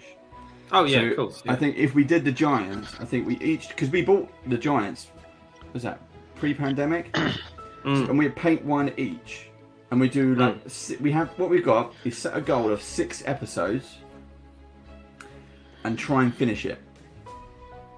And Yeah, well, sounds that's cool. Really. That's the challenge. So 12 hours. Yeah. I Right. think it's doable. Done. I'll probably do that one though, because I think even though he's slightly bigger than the other one, he's definitely got more, less detail on him. Yeah, you've got the Duke's Alto one as well, haven't you? The fire giant. Yeah, somewhere. Yeah, that's got loads of detail on it, so don't do that. I've got him. There's a Duke Zolto. Oh yeah, that's right. So yeah. that's got so the one that you buy unpainted has got different armor on it. I think, Yes, and it's and a different scale hammer. armor and a different hammer, Mm. and there's loads and loads of little scales all over it. It's really, really complex. Yeah, you should do that one. Get one of them unpainted and do that one. I'm not doing that in 12 hours.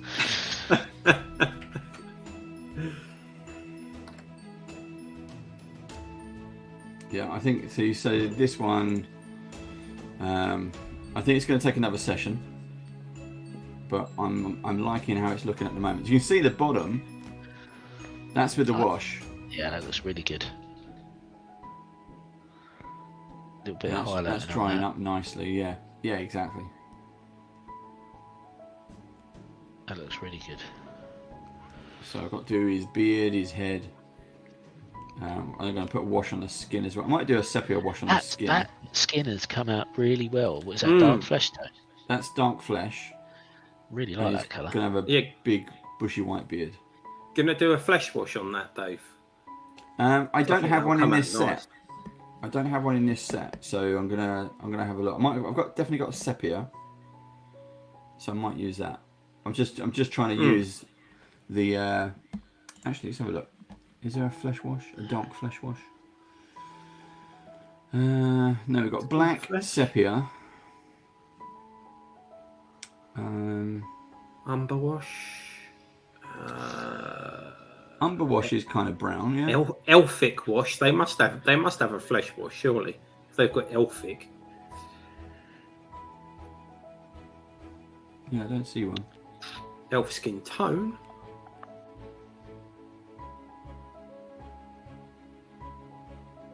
No, maybe sepia wash would do for that one. Yeah, that's what I'm thinking.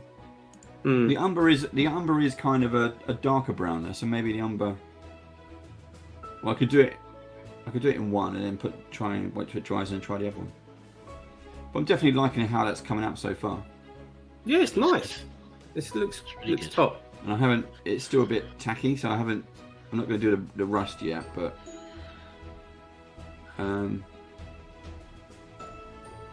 yeah, I'm going to give that a go. I think that shield will look top if you just basically do a kind of brown and then do a wash over it, because it'll seep into the gashes. Yeah, so it'll look like a wooden shield. I want this because it's got that. I'll turn that down. Is that going to pick it up? Yes, it's just not picking it up, but it's definitely got a metal ring around it. Oh yeah. It's so got. I'm going to do that in that colour, and then the wood of that area should look quite nice. And definitely. Have you got a hammered copper? I think I saw a hammered copper in your list. Let's have a look. Yes, middle second row. Right. So if you do hammered copper around the outside. Oh right, yeah. And like try and mix up a darkish wood. So if you did leather brown with like one drop of black in it or something. Yeah. Or try the dried blood, so a leather brown with a couple of drops of dried blood in it to make a darky red wood colour. And then I thought I saw verdigris. There is.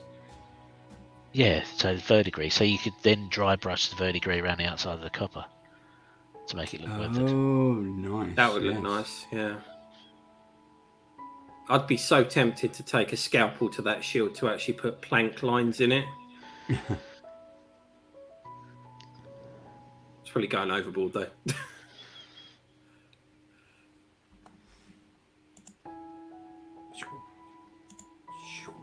Right.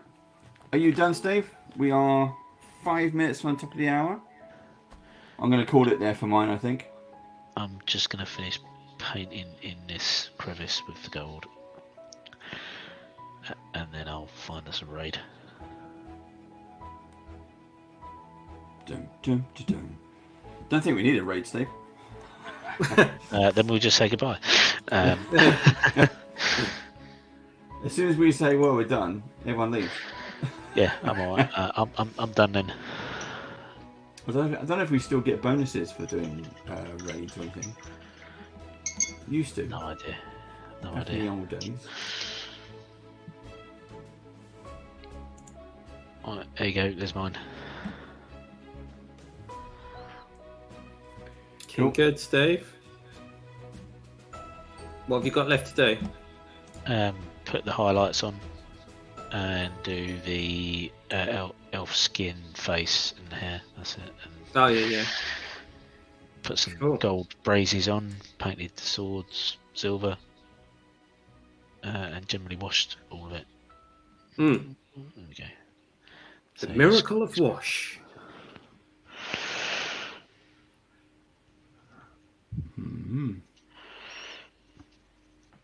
Cool. Right, on that then, we will call it the end. It's a good paint job. It's a good paint job. Yeah. Good paint job.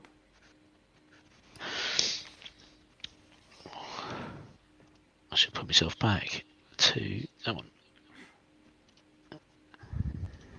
Camera 1. Come on. I'll put mine there. There we go. Boom. It's my dog mite display. Nice that, yeah. Sure. I quite like this. It's all this thing's magnetic as well, so you just put it across and it goes. So you can make different shapes, but I quite like this because I've only got this small space. It's quite nice to have everything just handy and around, which I like. Right, we're gonna leave it there, folks. If you enjoyed it, thanks very much. If you like these kind of videos, even better. Remember, like, subscribe, tell your friends, your colleagues at work, your family, the dogs, the cats. There's people at the bus stop. They all need to know. Strangers. Yeah, strangers, weather balloons. Put on a big weather balloon. Band of badgers. UFOs, which only seem to fly over America. Definitely. And until next time, we'll see you again soon. Bye bye. Cheers, guys. Bye.